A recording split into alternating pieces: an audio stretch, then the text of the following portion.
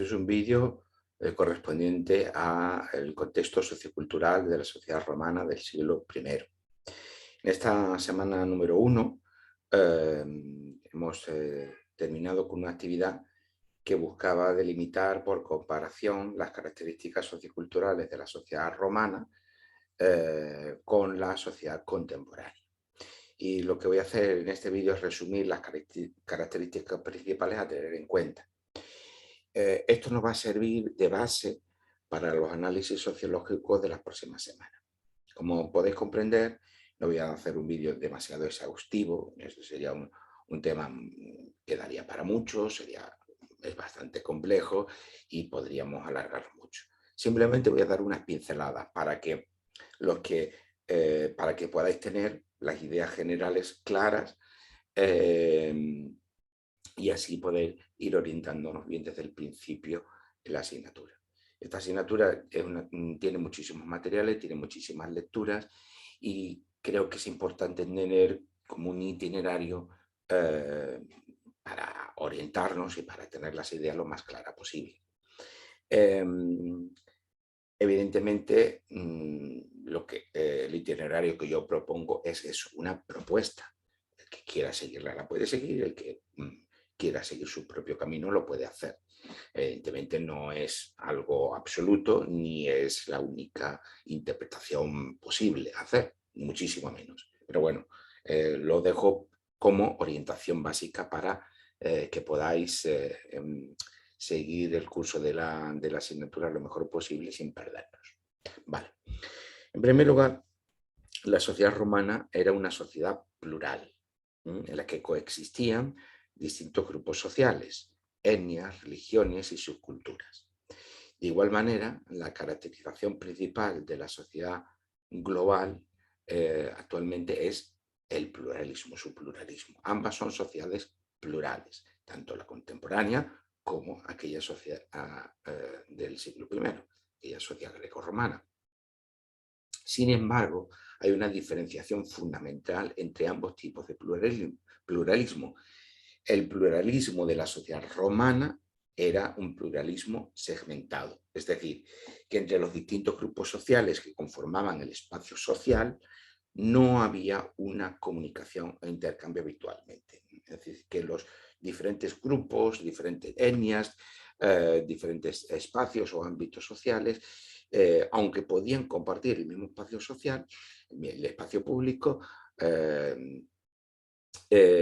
sin embargo, convivían con un alto grado de aislamiento, diríamos, ¿no? Como que los grupos, pues sí, estaban juntos, pero no había un intercambio continuo entre esos diferentes grupos sociales, etnias o ámbitos sociales distintos.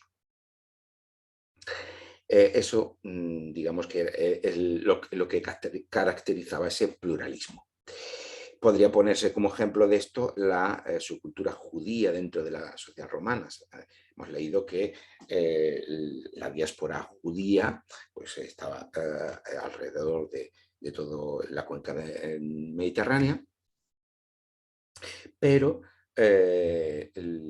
los judíos formaban comunidades dentro de los núcleos urbanos en los que pues, convivían pues, sí, con el resto de la sociedad, pero en unos barrios bastante homogéneos, formando unos grupos sociales pues, no diríamos cerrados en sí mismos, pero sí con un cierto grado de autonomía.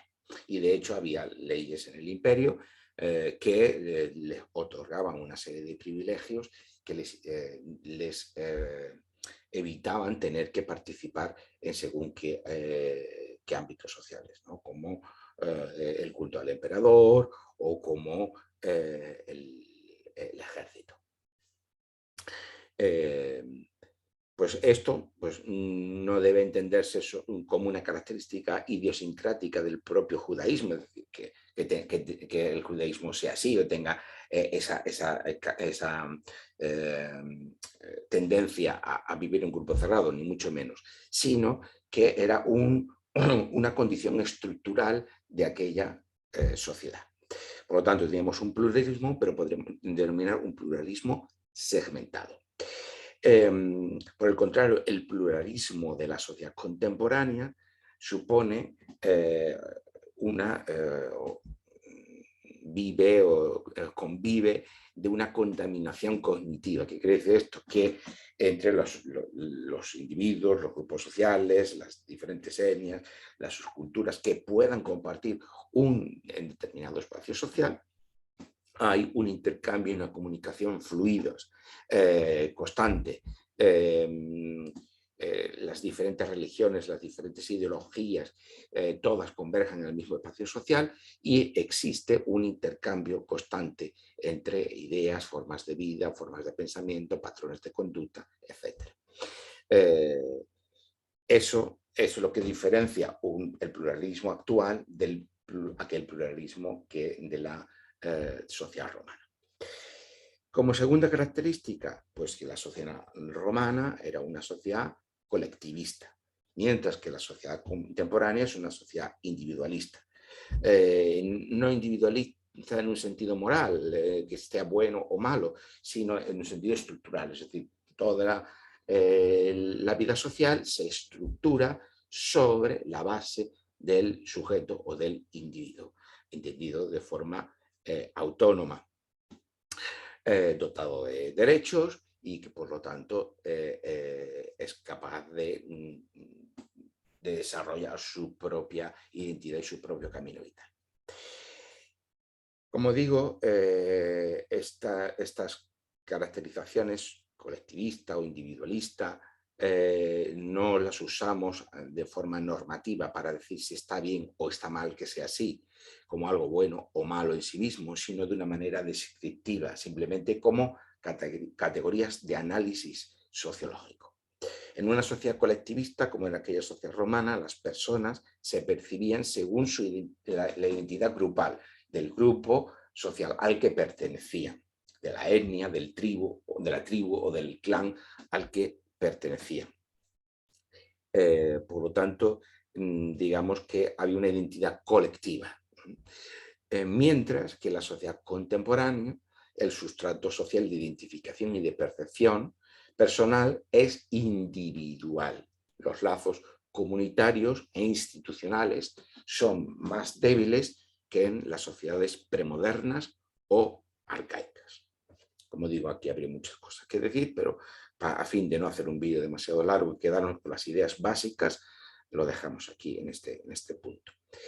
El punto 3, la sociedad romana era una sociedad altamente estratificada, con una estructura socioeconómica agraria, en la que la mayoría social y los medios de producción residían en la agricultura, mientras que la élite dirigente vivía en los centros urbanos que consumían la mayor parte de los recursos que producía el mundo rural y que ostentaban y tenían el poder económico y político, esa élite urbana.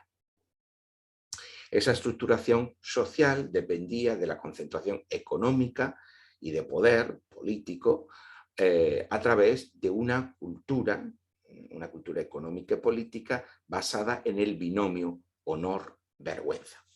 El honor es la forma, o era la forma institucionalizada por la que se asignaba el reconocimiento social en estas sociedades. A mayor honor, cabía mayor nivel social, mayor poder económico, mayor acceso al poder político, etc. Su contrapartida, la contrapartida del honor, la contrapartida negativa del honor era la vergüenza. Aquellas personas que ostentaban vergüenza, pues constituían las capas marginales de la sociedad. Los esclavos, por definición, era una condición vergonzante, pero el morir en la cruz, en crucificado, pues era una de las condiciones más vergonzantes que podían existir en la sociedad grecorromana y judía del siglo I.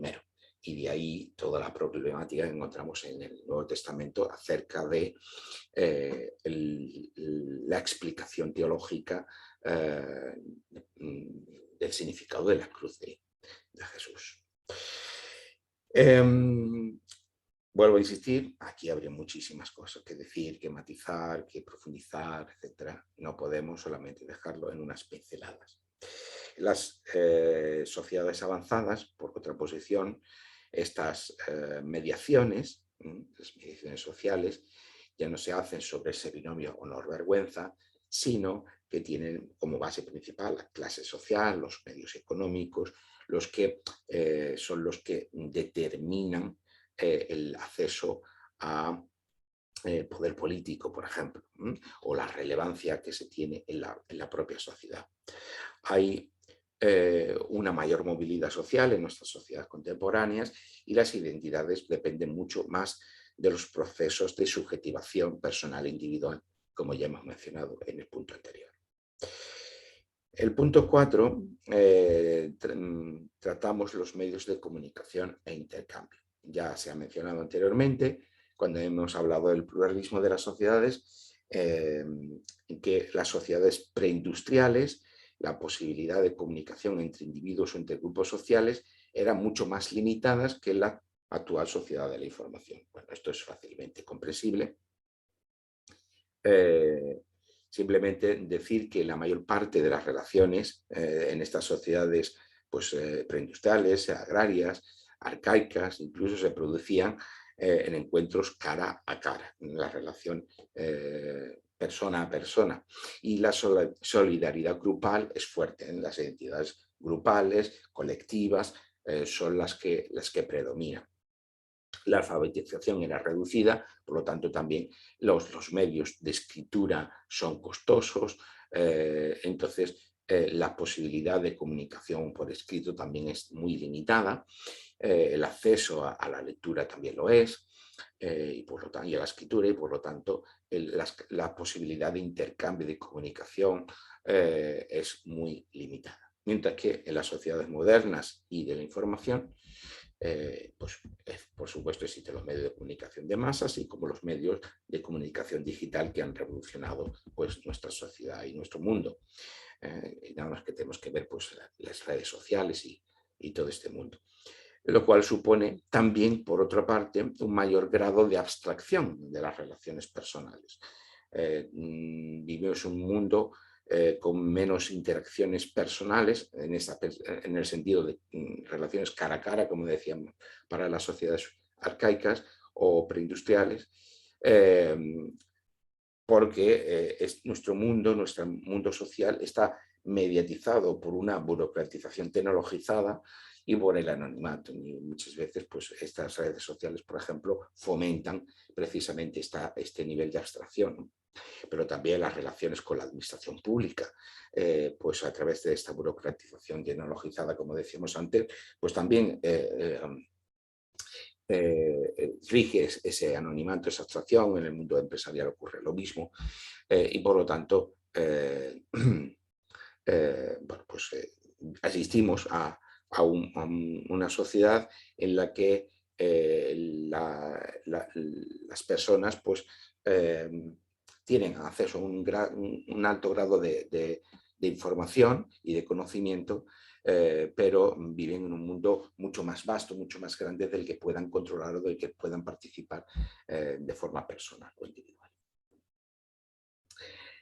En el punto 5 tratamos el tema de las instituciones sociales. Una de las instituciones sociales más importantes de la sociedad romana era la familia patriarcal. Era la institución primaria donde se desarrollaba el proceso de socialización de las personas. Vuelvo a insistir que esta categoría familia patriarcal no lo uso en este momento como en un tono peyorativo, ni normativo, ni mucho menos. Usamos solamente una perspectiva meramente descriptiva. Por eso, por familia patriarcal, entendemos, y uso la definición de Stermiker del artículo que tenéis en la plataforma, como el grupo de solidaridad que crea el varón como padre o cabeza de familia a partir de individuos que él mismo engendra y cuya educación y crianza controla. Esto sería una definición de familia patriarcal. Familia patriarcal como institución social respondía a unas necesidades estructurales de la sociedad. Independientemente de que ese modelo pues haya dejado de ser válido para nosotros en nuestro ámbito social y cultural. Por el contrario, en la sociedad contemporánea la familia se ha pluralizado, emergiendo distintos modelos familiares y ha cedido capacidad de socialización en favor de otras instituciones, como las instituciones educativas, los medios de comunicación de masa, digitales o las instituciones políticas. La familia contemporánea también se ha subjetivado, a menudo se ha convertido en ese ámbito de realización y desarrollo personal al recuerdo de la vida pública y de sus exigencias. Y por último, hablamos del el ámbito religioso dentro de esta sociedad romana. La sociedad plural romana va constituida por un pluralismo religioso, en el que la religión tenía una indudable función política. Las religiones que eran aceptadas dentro del espacio público eran religio, mientras que las que se encontraban fuera de ese ámbito de aceptación eran superstición, superstitio. Había una religión oficial que era el culto al emperador, que no pasaba de ser una ritualización formal de legitimación del poder y de las instituciones del imperio. Y, por ejemplo, pues ya hemos mencionado el caso del judaísmo, que era una religión, es decir, una forma de religión aceptada dentro del imperio, con un ámbito de protección jurídica, mientras que estaba incluso exenta de esa participación en esa religión oficial, mientras que el cristianismo, una vez que ganó autonomía respecto del judaísmo, pues se convirtió en supersticio, se convirtió en superstición, en religión no aceptada por el imperio. Por eso la tarea de los apologistas cristianos, como veremos a lo largo de la asignatura de los siglos II, el siglo III, será la de convencer precisamente a esa mayoría social de que la fe cristiana era una auténtica religión. Actualmente, la sociedad europea se configura como un pluralismo, pero no es un pluralismo, por lo menos en Europa, religioso, sino que el espacio público plural se configura secularmente y modifica y transforma las tradiciones religiosas acorde con los patrones seculares. Bueno, esto daría para mucho. Vamos a dejar para otras semanas el estudio en más profundidad de la religión desde un punto de vista sociológico, una cierta teoría de la religión, de lo que es la religión, etcétera, que nos permitirá profundizar un poco más en este ámbito, ¿no? Creo que es fundamental para poder guiarnos a lo largo de los materiales de la asignatura, tener una teoría sociológica, aunque sea muy incipiente, muy básica, evidentemente no vamos a poder desarrollar muchas cosas, pero al menos tener algunas ideas claras que nos van a permitir poder explicar el desarrollo del cristianismo y los fenómenos históricos con los que nos vamos a encontrar a lo largo de la asignatura. Por lo tanto, para las próximas semanas haré otros pequeños vídeos con algunas puntualizaciones y algún poquito de teoría sociológica para poder situarlos. Lo dejamos en esta semana aquí. Espero que este vídeo sea algo fructífero y que os permita poder situarnos mejor en la asignatura.